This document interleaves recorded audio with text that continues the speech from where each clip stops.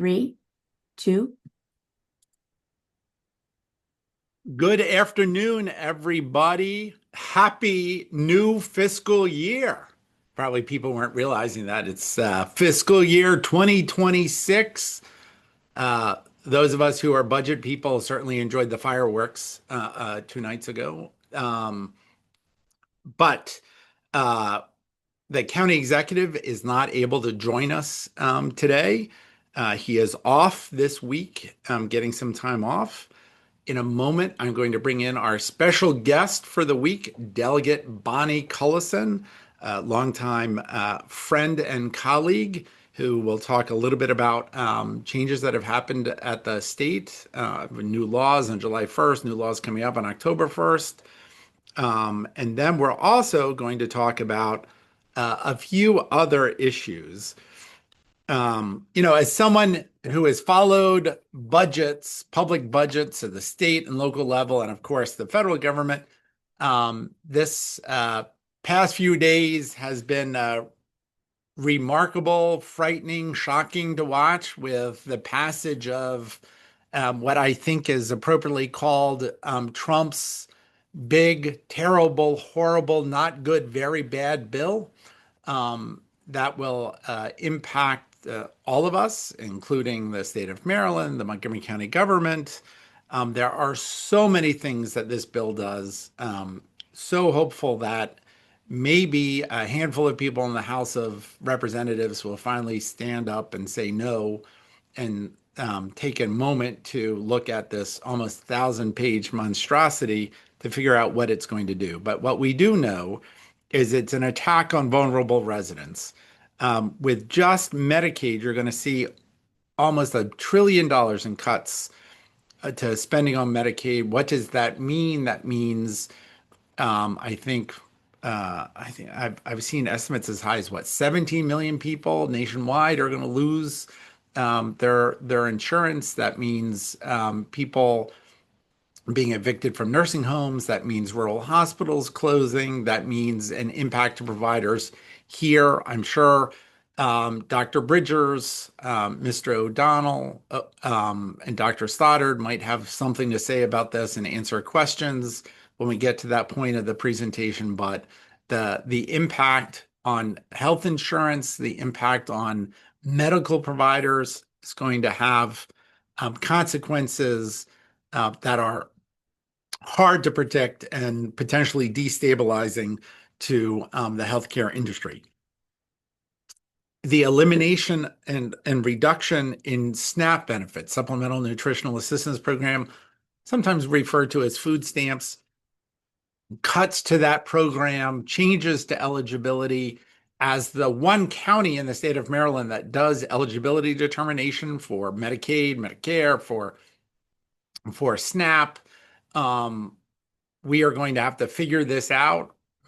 The good news is several of these changes about eligibility determination will not go into effect for 2 or more years, but the end result is going to be fewer people in need receiving food assistance. Another troubling development. This will mean real harm to the county's economic base. We've all been living on this roller coaster of federal employees being fired, rehired, transferred. You've got cuts in this budget to the National Institutes of Health. And while that will impact support for research all over the country, it will also impact the NIH offices that are here in the county. And it will, in fact, impact all of our lives with reduced research into critical improvements in healthcare.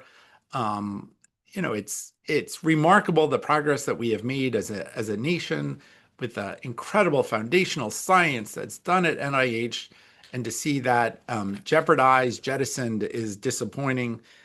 There are cuts to climate and energy programs. I was joking with someone today. I think that the bill requires all of us to switch to coal-burning stoves to heat our homes. I mean, it's fascinating to see the war on solar, the war on wind, on electric vehicles, and of course, hostility to higher education institutions.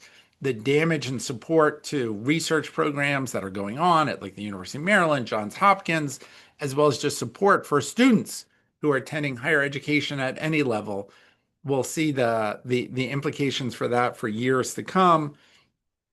We're still trying to understand what this does to federal assistance to state and local governments, the strings that are attached to that assistance. So we are going to be discovering for days, months, years to come the implications of this bill and its impact on our communities. And then, of course, and probably no one on this call can be more articulate on this issue than Dr. Stoddard, long-term damage to pandemic readiness, to our emergency preparedness, the war on FEMA and trying to destroy the efforts of states to prepare for things like hurricanes as we enter, the second month of hurricane season. It'll be fascinating to see what damage is done to states around the country and waterfront communities if there are significant hurricanes or other weather events. So, as we know, this bill doesn't solve problems, it creates problems, many problems.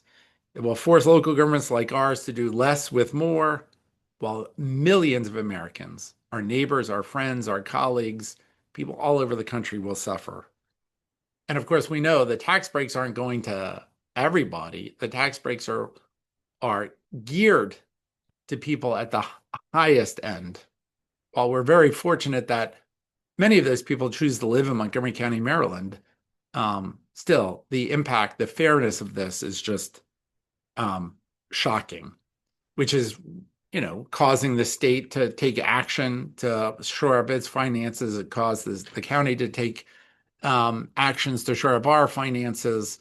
So things continue to be stable in Montgomery County, but we are going to be watching and dealing with the implications of this bill for many years to come. That doesn't mean good things aren't happening in Annapolis and that during the 2025 General Assembly session, progress wasn't made in Maryland to look out to the most vulnerable, in Maryland to look out for people in need of health care, and in Maryland, people looking to see the protect the promise of reproductive health, abortion care, birth control, which is why we're so thrilled to have Delegate Cullison come on and talk about this. Bonnie has spent her career in Montgomery County, working in the Montgomery County Public Schools, being a union leader, and now as a member of the House of Delegates representing District 19, which includes Silver Spring, all the way up to Olney, including Leisure World, Aspen Hill, many great communities in our county. Bonnie serves as the vice chair of the Health and Government Operations Committee. So she has a huge hand in the policy development in Annapolis on healthcare issues and on procurement, government operations. So an interesting mix. But Bonnie, thank you so much for joining us. Thank you for your work each and every day on behalf of the residents of District 19, the residents of Montgomery County, the residents of the state of Maryland.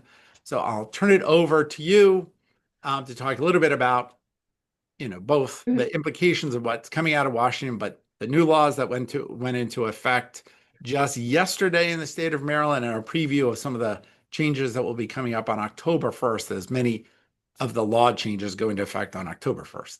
Yeah. Thank you very much, Rich. Thanks for that introduction and for inviting me today. Um, I have now served in the House of Delegates for 15 years, and I have to say, this session was the most intense session that I've experienced.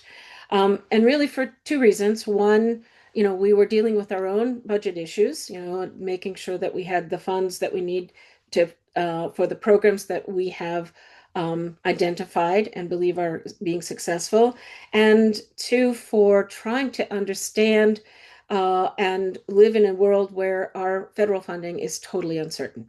And so, as you noted, there are basically two times when bills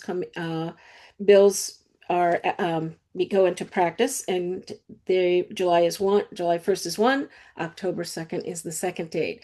So the bills that we see come in on July 1 are ones that are generally bills that can be done fairly quickly without a lot of building infrastructure in order to implement. And one of the bills that are is very important is the creation of the Office of Disability Employment Advancement.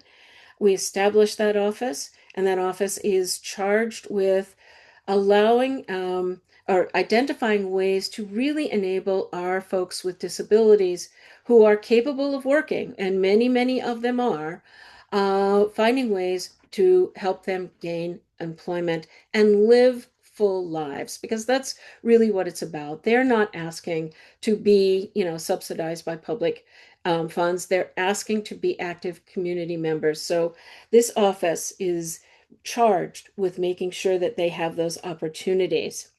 We also extended the young adult subsidy program.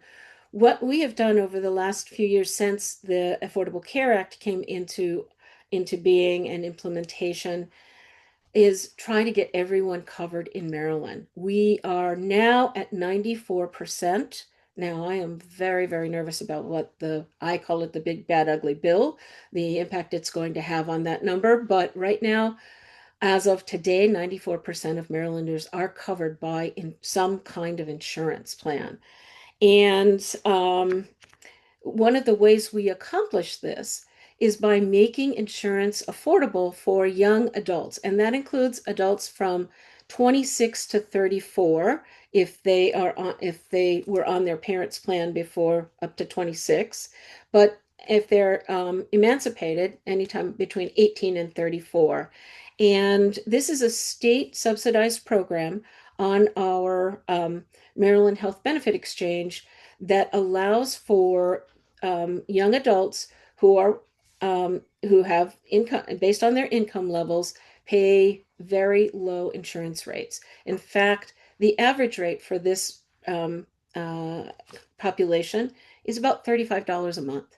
And for full insurance coverage, that's what they pay. The state is subsidizing them through the exchange in order to be covered. Anyone who understands anything about insurance is you want young, healthy people in your pool to lower the risk, because the cost of insurance is based on the risk of payment out. So we've been very successful. It was a pilot program.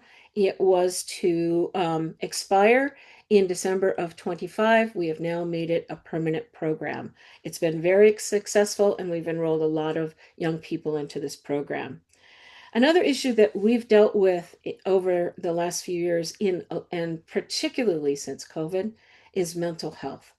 And we're seeing, we have a real shortage of mental health providers. Um, and we need the infrastructure to make sure that when we have the providers, we are able to deliver the services. So our behavioral health crisis collaborative was established, which essentially sort of helps to secure an infrastructure from the state down into the locals to make sure that there is always an access point for someone who is in crisis. And it's tied to the national 911 line.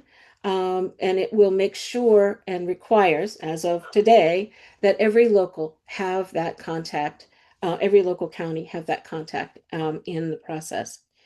So um, another bill that comes into implementation yesterday, but is a part of a much bigger issue, and Rich, you alluded to this, is reproductive rights. The federal government actually passed laws back in 2016 and 2018 that said that pharmacists could deliver on over-the-counter birth control and uh, and didn't need a prescription from a doctor.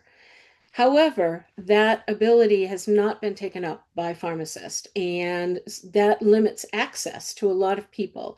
So, this bill that we passed this year takes our Maryland Commission for Women and requires them to establish a collaborative, diverse commission that will address this issue and identify ways and work with pharmacies and work with the entities to help make sure that they are that people can have access to this to over-the-counter birth control pills. But that brings up the bigger issue of reproductive rights. Um, we are very concerned because the piece that's still in the bill, the bill that the big bad bill, is that any state that provides any support for abortion care, or any entity that and the state subsidize them, like Planned Parenthood, would not be funded. And so Planned Parenthood would essentially, under this bill, would be defunded across the country. Millions of Marylanders take advantage of Planned Parenthood. Abortion services are just one service that they provide. They provide a whole range of reproductive health for both men and women. It's a real travesty. One of the things that another bill that we passed, but that won't go into effect until until October, and they're building towards this, is the abortion grant. Insurance companies have been collecting money over the since 2017, since the ACA wasn't implemented. That was for abortion services only, but they haven't spent it all. In fact, they've spent a very small percentage of it. And that money is completely separate and segregated and can be used for nothing else. The bill that we passed this year will allow us to tap into that fund and be able to make sure that our reproductive health care providers in Maryland, and particularly around, if they can only be used for abortion care services, but we will be able to provide the funding that they need to be sustained. So those are just a few of the things that we did. There are a number of bills that we passed that are putting Maryland in a position where we can respond timely to any changes at the federal level, including requiring that all commercial carriers in Maryland continue all of the aspects of the ACA that include all preventive services, coverage for children to 26, no lifetime no lifetime caps. All of those factors have to continue going forward. And so we've created, and we have also created a commission to look at the impact of the federal law that will help us to figure out how we can continue to cover people in Maryland with insurance. So those are some big bills to look forward to in October. But right now, what's happening is a lot of work's being done to prepare for them. So those are a few things. There were 1,800 bills discussed in the House this year. About 900 of them passed. HGO passed about 200 of them. So there were a lot of health and government operations bills passed. So Rich, I'll turn it over for questions. Thank you, Delegate Cullison. There are many interesting issues, I know, for several reporters who are on here to follow up on. I mean, even if you don't have questions today, there are some really big issues that I think the community would want to know about, especially around reproductive health care, the things that Bonnie was talking about, and where Maryland truly is a leader in trying to protect access for everyone when other states and communities are going the exact opposite direction. I do want to pause and ask you about the prescription drug affordability efforts, and if there's anything you want to say about that. How long do we have, Rich? Yes. Um, Basically, we passed a bill in 2021 that created the Prescription Drug Affordability Board, which was charged with looking at affordability of the prescription drugs for state and local employees only.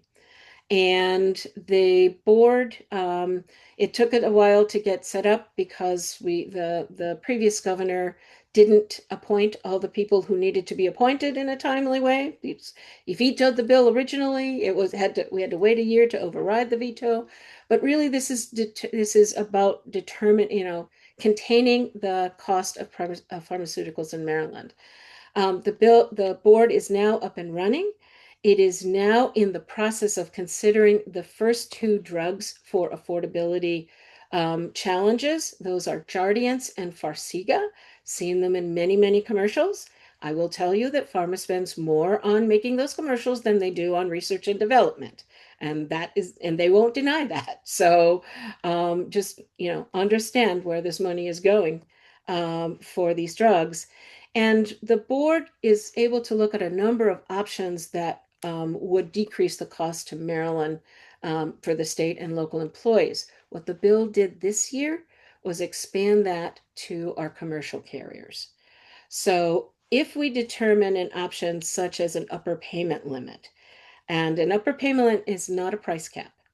An upper payment limit is on the it's a negotiation with the manufacturer that says, I have 1 million people in Maryland taking your drug. So if you want to deal in Maryland, this is how much we can pay. We can't pay anymore. Mhm. It just works like everyone's household budget. This is all we can pay. All of our research says, this is how much it costs to make the drug. This is how much to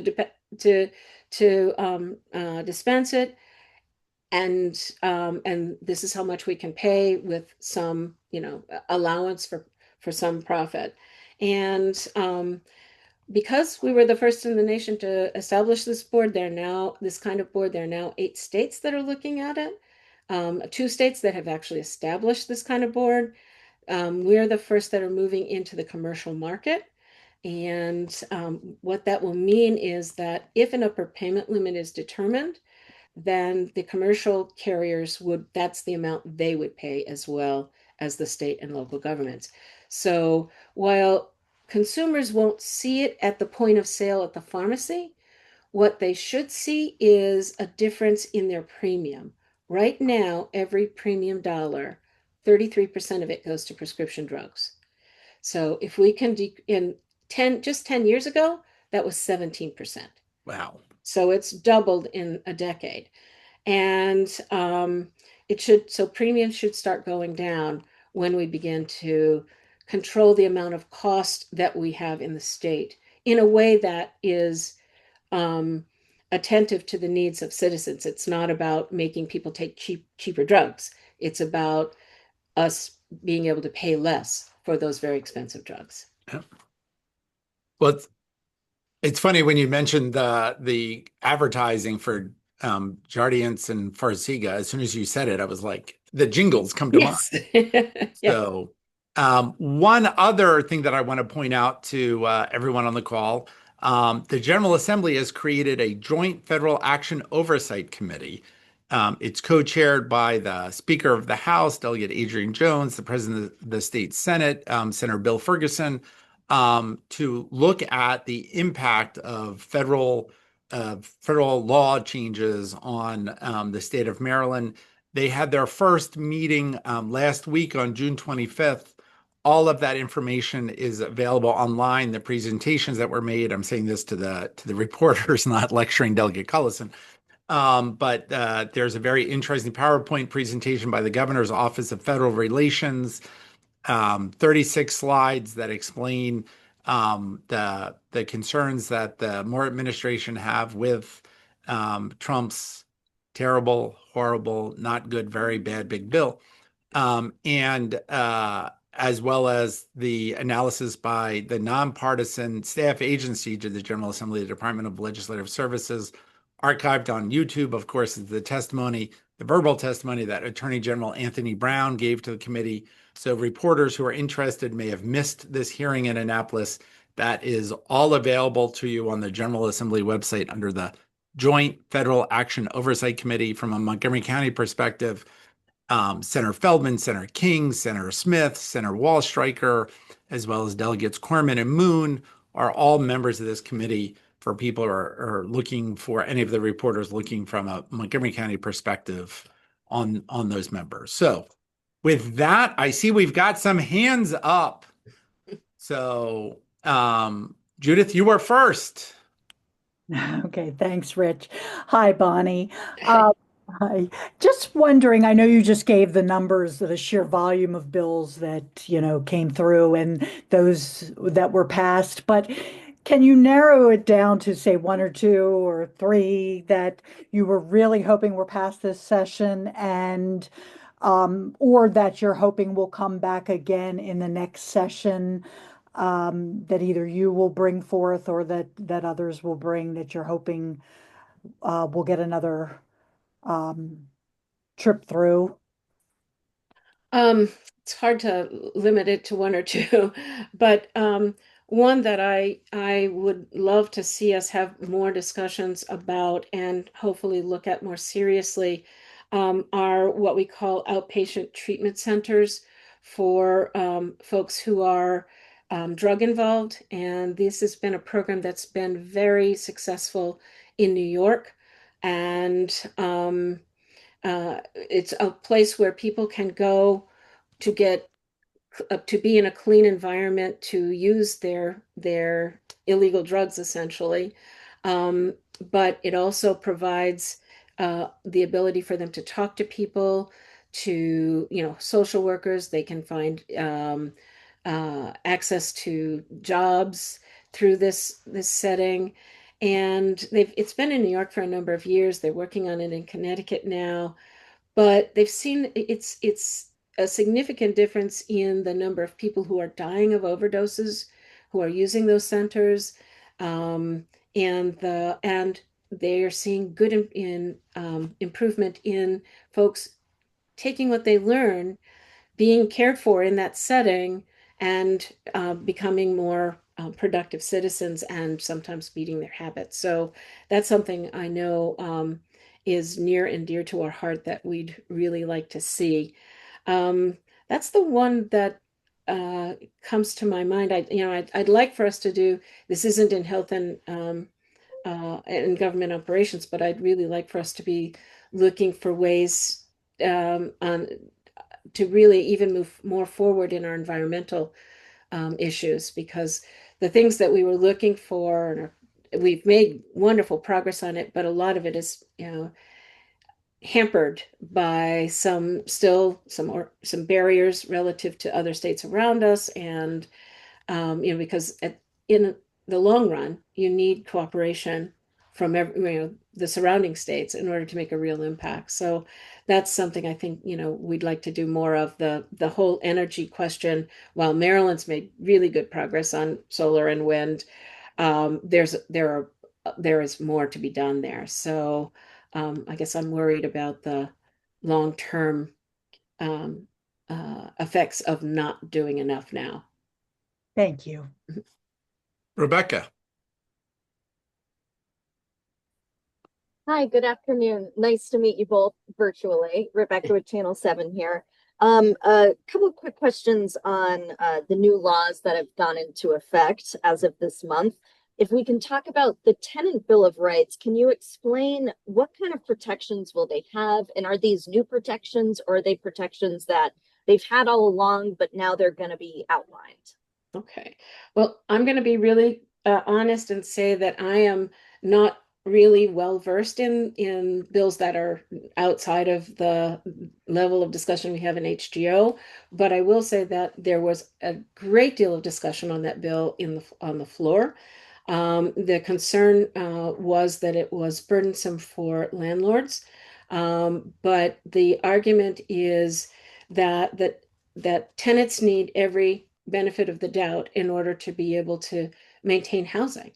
And so these are new requirements for landlords and owners, and we believe that they're doable, and we would, are hopefully we'll see some good. We'll see less people evicted ultimately than is currently happening.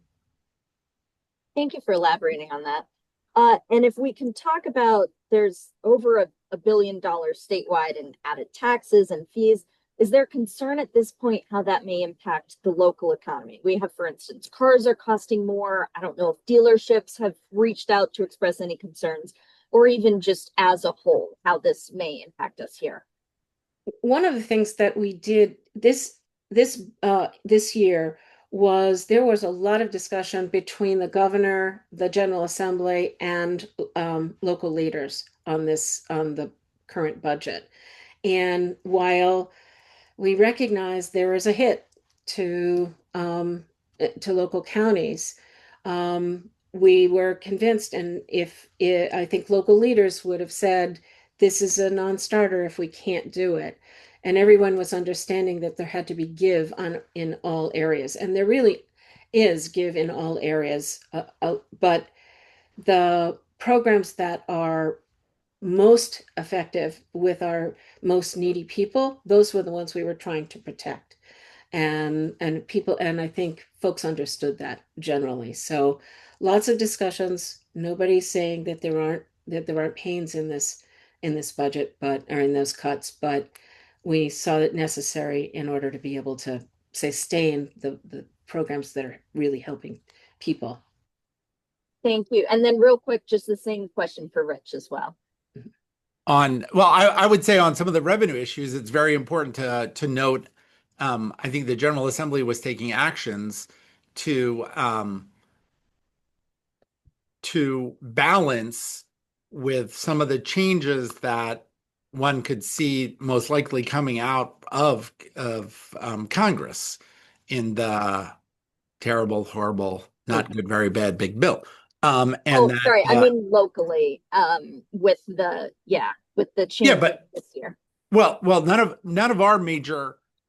I mean, we were in the end, the property tax rate stayed the same. The income tax rate stayed the same in Montgomery County.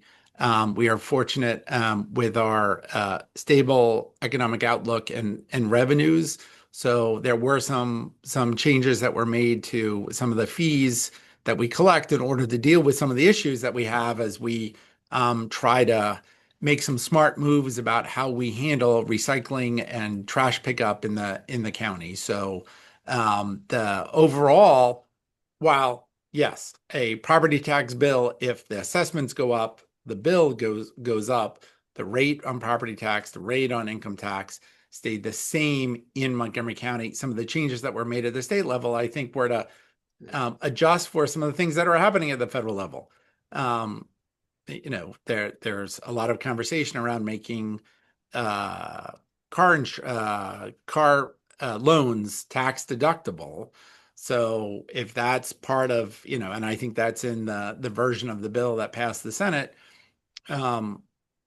well, then luxury cars where people get a tax benefit, then having a slightly higher sales tax on the cars over $50,000 at the state level will help support our transportation program in the state. So balance things out so that we can continue to provide the services that people in the state of Maryland want, because I don't want to spend $100,000 on a car only to have potholes everywhere and damage the car. So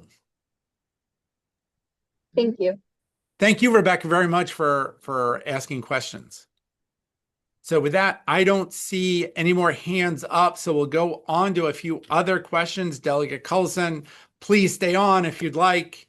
You can answer questions about fireworks safety later if you want. But again, thank you, Bonnie, for joining us so far, for your comments, your answering your questions, and your leadership each and every day for the people, again, of the state of Maryland and Montgomery County. It's always a pleasure to work with you and see you. Thank you, Rich. Just want to point out that last Friday, certain changes went on with Ride-On. We are now at 0 fares on Ride-On buses across the county. Please remember that's for Ride-On buses, not for Metro buses. If you're getting on a Metro bus, there is still fare collection. But for Ride-On bus, it's now 0 fares. Probably people saw there are a whole line, a whole range of route changes, all part of our Ride-On Reimagine plan. Everything about that plan can be accessed on our county website, montgomerycountymd.gov/DOT. You can read all about the route changes. The Metro bus made a series of changes. People may have noticed all bus routes in Montgomery County on WMATA now start with the letter M for Montgomery. If you notice, there used to be Q buses, K buses, L buses. Now every bus route that's in Montgomery County has an M, just like every bus route in Fairfax County has an F. Arlington, Alexandria A, Prince George's P. So when you see those bus routes, you know where the buses are going by the first letter. And downtown, they have buses that have both a D and a C. So it makes it much easier for riders to understand where those buses are going within the metropolitan region. Hey, July 4th is Friday. July 4th means fireworks for many people. They are illegal in Montgomery County, regardless of where they're purchased. Please, even if you purchase a firework somewhere where it's legal, do not use them in Montgomery County. Yes, even sparklers, do not use them. Leave it to the professionals. You have lots of opportunities to enjoy fireworks in and around Montgomery County, but just not in your backyard. I know we had a session yesterday that showed fireworks safety. Don't blow your head off with the fireworks. Go out and enjoy them where they're done by professionals. Fireworks are dangerous. They cause mild to severe injuries every year. They carry the risk of brush fires. Fortunately, we're out of the drought, but still they can set off fires of both homes as well as brush. And certainly people, and you probably can spend time on TikTok or Instagram seeing all sorts of fireworks gone awry. Don't do that here. While their private use is illegal, some entities are allowed to set off fireworks. If you want a list of all the permitted fireworks, you can go to our website for the Department of Permitting Services, where they show it all. So don't be surprised if you don't see fireworks shows. Neighborhood associations got to get a license. Certainly other private clubs around the county will be shooting off fireworks, and the county will have its professionally run fireworks show on July 4th in Germantown Glory at the South Germantown Recreation Park. And of course, the Mid-County Sparkles at Einstein High School. So please feel free to come out and enjoy those fireworks both nights. They begin at 9:15 p.m. Again, leave the fireworks to the professionals so we don't have injuries, property damage, fires. Let's all celebrate wisely by following the law and not setting off fireworks in Montgomery County. We want to thank everyone who helped our animal shelter this past week. When the air conditioning failed, we had to ask the community for help, even though we were trying to keep all the pets cool. We had fans. We were able to repair it very quickly. We were able to get lots of people to come out. You can see the image of the people standing in line to be foster parents for the pets. We greatly thank everyone who came out. The response was overwhelming. Many people agreed to care for the dogs and cats. We had to fast track the process to do it. But again, so many people opened their hearts and homes to these animals. So thank you so much for doing it. Again, it's a testament to how compassionate our community is. These actions, quick actions, help save the lives of pets, but ongoing support is needed. If you are interested in adopting an animal, cats, dogs, we have lots of other things at our animal shelter. Please go to montgomerycountymd.gov/animal services. You can see some of the animals that we have available. So, it's been hot. We know it's been hot. Fortunately, maybe we're going to be entering a few days where the temperature is slightly lower and dew point is lower, but it's very important to think about safety when it comes to heat, when it comes to weather, to be aware of flash flooding. We have a new flash flooding sensor system that is able to allow us to more quickly deal with flooding and flooding on roads, which has been a huge help. The state has a new weather monitoring system. The very first weather site went up in Montgomery County at the Trolley Museum. There'll be others, but you can get chock full of data. Dr. Stoddard can tell you all about the type of data that's available, but the Mesonet system that is set up around the state to provide us with a lot more ongoing weather information. So always remember, especially in the heat, even if the extreme heat wave might be over, don't leave a child in a car. Always check the back seat before exiting your car. We ask you again to be smart and don't leave valuables in your car that are visible to people. Take them with you, put them in the trunk, because what we don't want is people having their cars broken into. So be smart. Stay hydrated, drink 3 to 4 cups of water every hour when outside. Dr. Bridgers can tell you all of the important things you need to do to stay healthy. Avoid drinks like energy drinks when you're just going to be outside and it's hot. Begin hydration before you feel thirsty. Recognize signs of illness. Symptoms like confusion, nausea, and headaches are all signs of heat stroke. Take breaks, get some time in the shade, dress appropriately, no coats and ties if you're sitting outside in the sun. Be aware of factors like humidity, right? The heat index. The temperature might be one thing, but with humidity, and we all know about humidity in the mid-Atlantic, can make it even worse. So, and remember, think about older adults, young children, people working outside, people with disabilities, all people that have heightened risk. Check in your neighborhoods, check in on your neighbors, utilize cooling centers. It's important to stay healthy during the summer. While we might get a few days of relief, heat and humidity, just a fact of life in the Washington region each and every summer. I want to give a special shout out to some of our public safety workers, firefighters working very hard each and every day. 2 of them were injured in a fire, I believe, yesterday. Fortunately, they're recovering and out of the hospital, but it's a reminder of the great work that is done by our fire and rescue service. People are willing to put their lives on the line for us each and every day. Why we have just an outstanding, if not the best in the nation, fire and rescue service. And of course, our police department.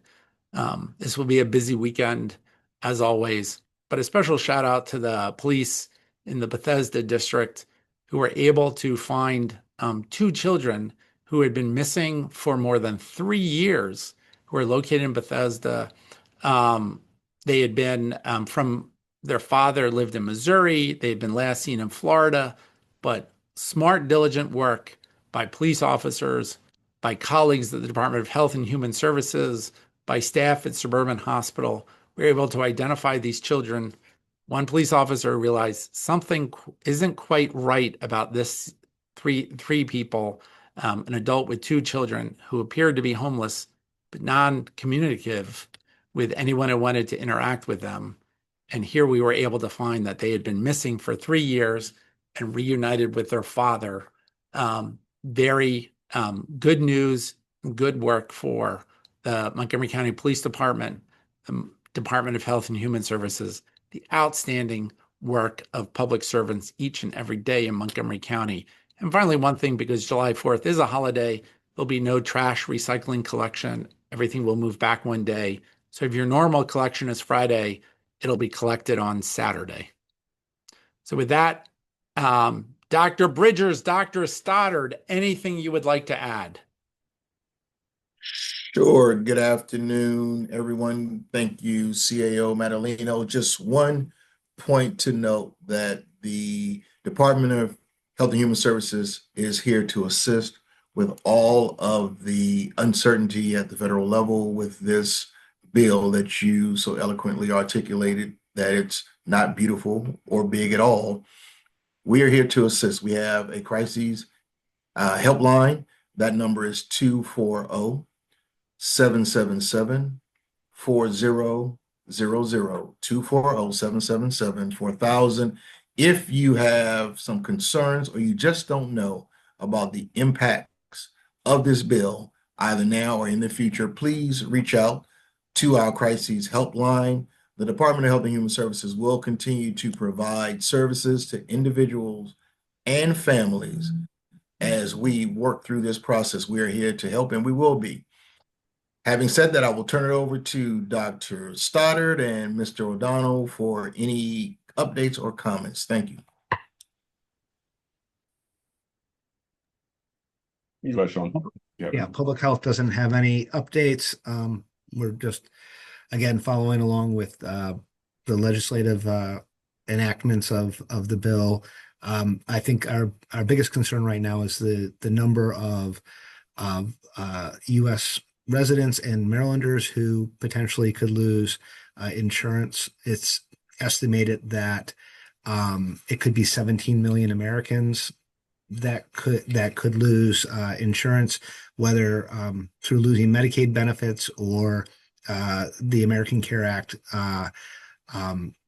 insurance that is enacted in each state. And so in Maryland, that could be almost 300,000 residents. And what that means is even if you haven't lost your insurance, it means hospitals are receiving less payment for services at the emergency department. It means that they have fewer staff. There are longer lines. People show up with more acute illnesses because there's no preventative health.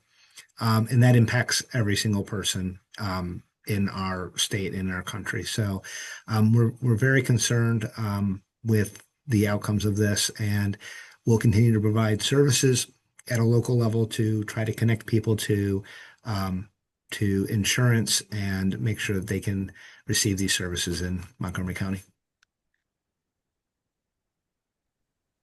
Yeah, I just want a couple of things that the CAO referenced. With regard to fireworks, as a reminder, for fireworks violations, please do not call 911. You want to make that call to the police non-emergency line. That number is 301-279-8000.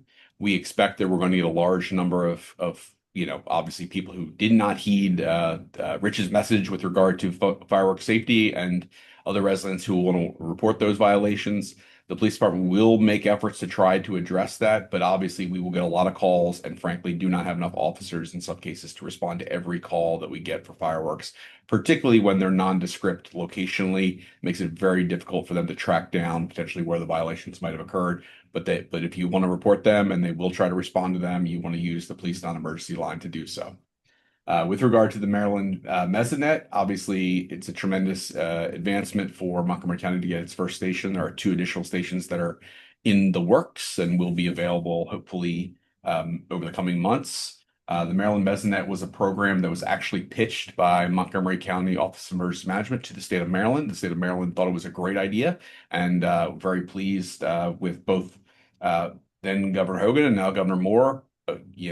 It's a bipartisan program where both have agreed that this is a wonderful addition to the state of Maryland, and you can view the data through the University of Maryland website, who is administering the Mesonet program at the state, at mesonet.umd.edu. So I'll stop there, and if there's any additional questions about the Mesonet or other things, we can answer them. And please don't call the crisis center to ask questions about the bill. Call the crisis center if you have you have needs with your family. While we're on that topic, I want to give a special shout out on behalf of the county executive to our 2 fantastic Maryland U.S. senators, Senator Chris Van Hollen, Senator Angela Alsobrooks, for their leadership on the bill, standing strong, explaining all of the implications to the people of our county, state, and country. So thank you, Senator Van Hollen, Senator Alsobrooks, and of course, the continued leadership of our 3 representatives, Representative Jamie Raskin, Representative April McLean Delaney, and Representative Glenn Ivey, who have been fighting in the House, and I'm sure will continue to fight in the House to stop Trump's horrible, terrible, not good, very bad big bill. Rebecca. Hello again. Thank you for taking some more questions. If we can kind of shift a little We bit. charge you by the question, so feel Oh, free to keep boy. asking. All right, I'll get my wallet out. As it relates to looking again at the impact from state laws to potentially the local economy, we have the new tech tax, which is the 3% sales tax on services like cloud storage, data processing. Any idea on how that may impact the local economy? I know I don't want to throw Delegate Cullison under the bus. I know Delegate Cullison is still on the call if she wants to answer this. That's something that we're obviously following, but I don't have anything to throw out in particular on that front. And if you can, I guess, just give a broad, are there any laws on the state level that have passed that you think may have a particular impact on Montgomery County taxpayers? At the state level. So, and by impact, I mean, clearly, there was an increase in the upper bracket for the income tax rate at the state level. The result, I mean, you got to balance it out. Several people at the very high end will pay a little bit more in state taxes, while their federal taxes are going to be reduced greatly. And hopefully people will recognize that in order to keep up the services in Montgomery County. What I just outlined with public safety, fire, police, our school system, our Department of Health and Human Services, the quality of life that we have built in this county and that we protect through our public services each and every day, that commitment is there with these taxes, and that people will want to live in a community where they know, because of police protection, they don't have to spend tens of thousands of dollars putting in alarm systems, gated communities, hiring their own security force to watch out for them, that there's still that collective effort in Montgomery County to protect everybody from our most fortunate to our most vulnerable.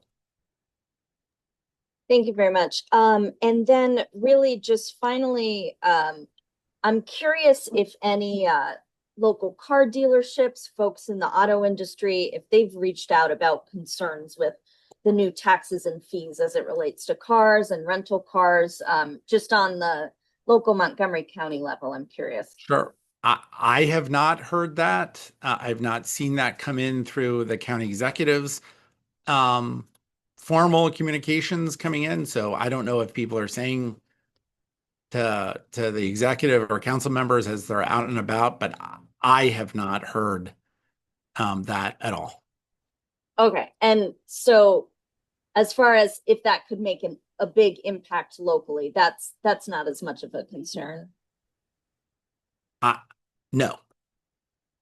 I've not heard that. I don't want to put in words in the county executive's mouth, but in all the things that we've talked about, that has not come up. Thank you. And again, for everyone that, that is a very important revenue source for the state. But in Maryland, unlike the District of Columbia and Virginia, the local governments do not get any direct benefit from automobile taxes, whether that's registration, gas tax, or the titling tax when you buy a new car.